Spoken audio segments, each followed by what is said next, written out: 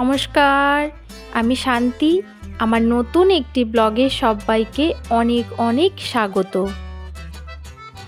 আশা করি সকলে ভালো আছেন। আমরাও সবাই বেশ ভালো আছি। সবাইকে সাথে নিয়ে আমি আমার আজকের এই ব্লগটি শুরু করলাম। আজ দিনটি হলো মঙ্গলবার, আর আজ আছে দিব্যার হিন্দি এক্সাম। এই দেখুন, আরেকজনকে দেখেছেন? এখনো পর্যন্ত ঘুমোচ্ছে। কখন ধরে বলছি ওঠ তাড়াতাড়ি, কিন্তু উঠছেই না।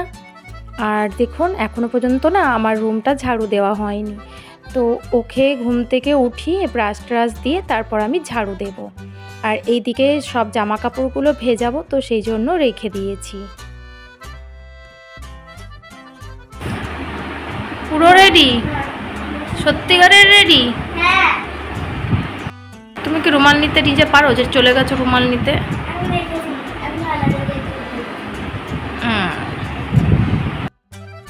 আর আজকে তো টিফিনে আপনারা দেখতেই পেলেন যে ওকে সুজি দিয়েছিলাম, আর সাথে দিয়েছিলাম আঙ্গুর, বেদানা, আর দিয়েছিলাম একটা সুইচ রোল কেক। যদিও বা ফলটাও পুরোটাই রিটার্ন এনেছে। এখনই আমার এত টেনশন হয় ও স্কুল গেলে যে এক্সামেও কী লিখবে, ঠিক লিখবে কি না, রিভাইজ দেবে কি না। ভাবছি যখন ও আরও উঁচু উঁচু ক্লাসে যাবে তখন আমার আরও কতই না টেনশন হবে। আদার্স যে সাবজেক্টগুলো আছে সেইগুলো নিয়ে আমার খুব একটা চিন্তা না হলেও হিন্দিটা নিয়ে আমার ভীষণ চিন্তা থাকে। আসলে চেষ্টা করছি হিন্দিটা আরও ভালোভাবে যাতে ওর হয়। সারাটা দিন আমার যে কিভাবে কেটে যায় সত্যি মাঝে মাঝে আমি নিজেই বুঝতে পারি না। এই সকাল হলো, আবার এই রাত হয়ে গেল। বিশ্বাস করুন, সকাল থেকে রাত পর্যন্ত সারাটা দিন এত পরিমাণে কাজ থাকে। আসলে কাজ যেমন তেমন ঘোরাফেরার কাজটাও আমার ভীষণ থাকে। আর তার মধ্যে এই ওপরতলা আর নিচতলা অনেকটাই বেশি কষ্ট।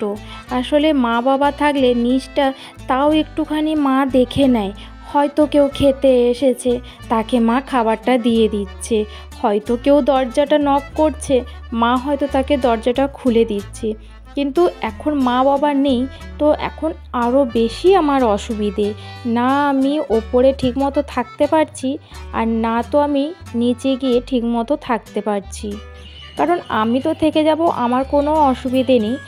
আবার ওইদিকে বাচ্চার অসুবিধে, কারণ ওর বই খাতা সব ওপরে, গান করবে সে হারমোনিয়ামটাও ওপরে, নাচ করবে সেই ওপরে, মানে সমস্ত কিছু। জানেন, প্রথমে আমি ভেবেছিলাম যে ওপরে রান্নাঘরটা ইউজ না করে নিচে না হয় বাচ্চার টিফিনটা বানিয়ে নেব। এতে আমার সুবিধেও হতো, কারণ ওপরে রান্না করা মানে তো আবার সেই রান্নাঘরটা পরিষ্কার করো। আবার নিচে করলে তখন না হয় আমাদের যে বাড়িতে কাজের দিদি আছে, সেই কাজের দিদি দুপুরবেলা একবার যখন আসে তখন গ্যাস ট্যাস ওভেন এগুলো যা আছে আর কি রান্নাঘরটা পরিষ্কার করে দেয়। তো একদম হয়ে যেত, আমাকে আর সেকেন্ড টাইম করতে হতো না।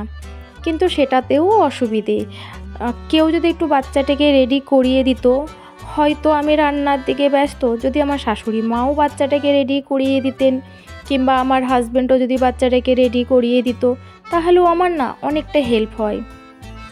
আসলে সেই ওপরে আসো আবার নিচে যাও, একবার বাচ্চাকে তোলো, তাকে ব্রাশ করাও, তার ড্রেস পরাও, চুল বাঁধো, সমস্ত কিছুটা তো থাকে, আপনারা তো সবই জানেন।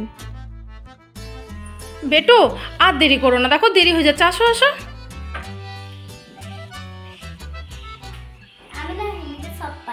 ঠিক আছে, খুব ভালো কথা। চলো, গান করেছো যে? ঠিক আছে, জুতো পরিয়ে দেবো, চলো। ঠাকুরকে প্রণাম করেছ? করে নাও। ওইদিকে না, চলো।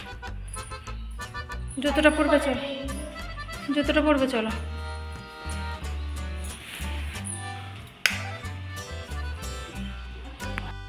আর দেখুন, নিচে আমি এখন এসেছি রান্না করব বলে। তোমার স্নান টান সমস্ত কিছু হয়ে গেছে, কাজকর্ম। তো এই যে আমার এই পার্সেলটা এসেছে, কি আছে জানেন? চলুন দেখাই আপনাদেরকে। আমার না এটা ভীষণ পছন্দের একটা জিনিস। এটা ছাড়া আমি অচল বলতে পারেন। মাঝে মাঝে তো আমি রান্না করতে গেলেও মানে এটাও লাগিয়ে নিই বলতে পারেন। চলুন দেখাই আপনাদের। এই দেখুন, এটা হলো আমার পছন্দের একটা জিনিস, লিপস্টিক। এই কালারটা আমার এত ভালো লাগে, এই কালারটা বলে বোঝাতে পারবো না। লিপস্টিকের কালারটা কিন্তু এখানে খুব একটা ক্লিয়ার আসছে না। এটা যে কালারটা, সে কালারটা কিন্তু এখানে ঠিক দেখাচ্ছে না। কালারটা কিন্তু আরও মিষ্টি, খুব সুন্দর একটা কালার, কিন্তু এখানে না কেমন যেন একটা অন্যরকম কালার লাগছে। দাঁড়ান আপনাদেরকে একটুখানি দেখাই ভালো করে। এই দেখুন কালারটা, আর খুব গ্লসি আছে, আমার তো দারুণ লেগেছে। কিন্তু বিশ্বাস করুন কালারটা এত মিষ্টি, এখানে কিন্তু আমি কোনো মতেই আপনাদেরকে ঠিকমতো বোঝাতে পারছি না। যাই হোক, আমার তো ভীষণ ভালো লেগেছে।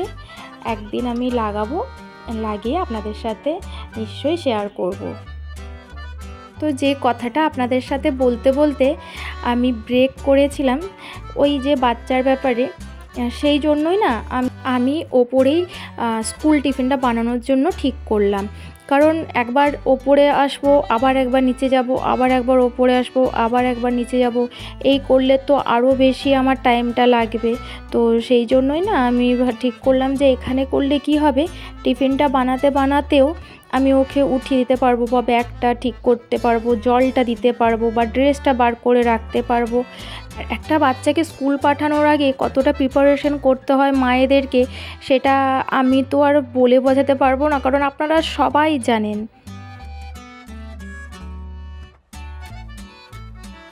এতে আমার কাজের পরিমাণটা একটু বেশি হলেও কষ্টটা কিন্তু এতটা হয় না।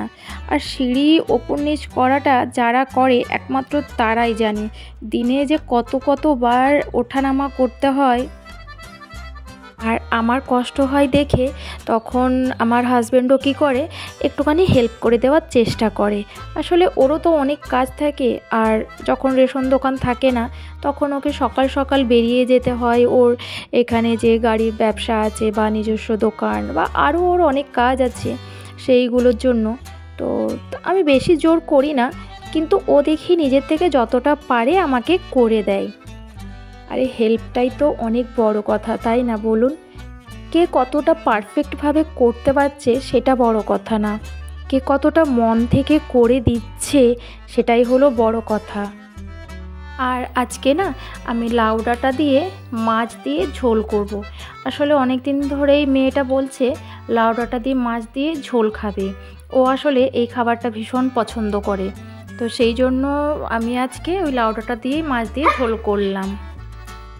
আচ্ছা, আপনারা কারা আমার মতো এইরকম লাউ ডাঁটা আর মাছ দিয়ে ঝোল করেন একটু জানাবেন তো। আমি কিন্তু 5 ফোড়ন আর তেজপাতা আর তাতে দিয়েছি পেঁয়াজ কুচি, এই দিয়ে আমার সবজিটা করেছি, আর সামান্য একটুখানি আদা আর একটু রসুন, আর হ্যাঁ টমেটোটাও কিন্তু দিয়েছিলাম। তো আমি এখন না শুকনো লঙ্কায় আর সবজি করি না, এখন কিন্তু আমি টোটালি কাঁচা লঙ্কার সবজি করছি। কারণ কি, শুকনো লঙ্কাটা খেলে দেখছি পেটটা একটু সবারই গরম হচ্ছে। আর কাঁচা লঙ্কা আমি মশলার সাথেই বেটে নিই, কিংবা হয়তো একটুখানি টুকরো করে কেটে লঙ্কাগুলো দিয়ে দিই, আর রান্না করার সময় ম্যাশ করে দিই, ব্যাস হয়ে যায়। আর সাথে করেছি বেগুন আর করলা করে ভাজা। আসলে আমার না এই রকম খাবারটা বেশ ভালো লাগে। আর এই যে এখন গরমকাল আসছে, এখন নিম আর বেগুন করে খাওয়াটা ভীষণ পরিমাণে বেড়ে যাবে। আমাদের এই বাড়িতে আমি আর আমার শ্বশুরমশাই শুধু যা খাই, আর কিন্তু কেউ নিম আর বেগুন পছন্দ করে না। তাও তো আমি আসার পর আমার হাজব্যান্ডকে করলা খাওয়াটা শিখিয়েছি বলতে পারেন। আর এদিকে করছি মসুর ডাল, আলু আর গাজর দিয়ে একটা তরকারি। আসলে এমনি ডালটা করলে কেউ খেতে চায় না, তো সেই জন্য একটুখানি মাখা মাখা তরকারি করে দেব। আর এদিকে দেখুন রান্না করতে করতে আমি এই গলিটাও কিন্তু বেশ সুন্দর করে পরিষ্কার করে দিয়েছি। দিকে নিচে সমস্ত কাজকর্ম আমারও হয়ে গেছে, আর আমাদের যে দিদি এসেছে সেই দিদিরও নিজের কাজকর্ম সব কিছু হয়ে গেছে। এখন আমিও ওপরে যাব, আর দিদিও ওপরে ঝাড়ু দেবে, ঘরটা মুছে দেবে, আর রান্নাঘরে যে টুকটাক বাসনগুলো আছে আমার সেগুলো ধুয়ে দেবে। তো তার আগে আমি রান্নাঘরে আমার কিছু কাজ আছে সেগুলো টুকটাক করে নেব।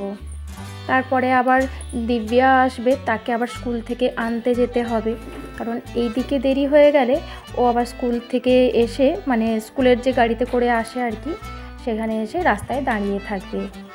আর এখানটায় না সমস্ত কিছুই শুধু আমার মেয়েরই খাবার দেখতে পাবেন। আসলে বললাম না যে ওপরটা শুধুই আমার মেয়ের জন্য ব্যবহার করা হয়, তবে শুধুই যে মেয়ে খায় বললে ভুল হবে, চানাচুর মুড়ি এগুলো কিন্তু আমরাও খাই। আসলে একটু একটু যখন খিদে পাবে তখন কি আর নিচে যাব, সেই জন্যই টুকটাক করে সমস্ত কিছু রেখেছি।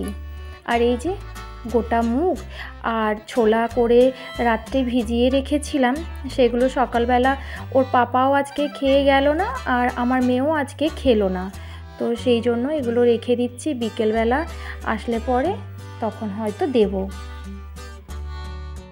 মেয়েকে নিয়ে এসে তারপর স্নান টান করাবো, তারপর আবার ও লাঞ্চ করবে, আর ওকে লাঞ্চ করিয়ে তারপর আবার আমি লাঞ্চ করব।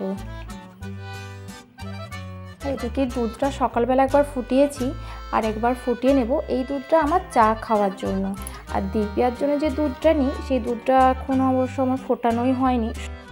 এরপর আর আমার ব্লগ করা হয়নি আপনাদের সাথে। এটা কিন্তু একদম রাত্রে, দেখুন ব্যাগটা কী করে ফেলে রেখেছে। থাক, আর ভালো লাগছে না, এখন আমি একটু শুতে পারলেই বাঁচি বাবা।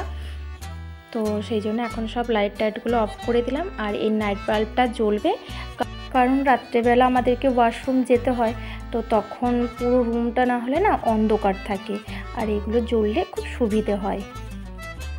তো এখনের ব্লগটি আমি এখানেই শেষ করছি। দেখা হবে আগামীকাল আবার একটি নতুন ব্লগে। সবাই ভালো থাকবেন, সুস্থ থাকবেন, আর এভাবেই আমার পাশে থাকবেন। যে যেখান থেকে আমার এই ব্লগটি দেখছেন তাদের সবার জন্য থাকলো অনেক অনেক ভালোবাসা। আজকের জন্য টাটা।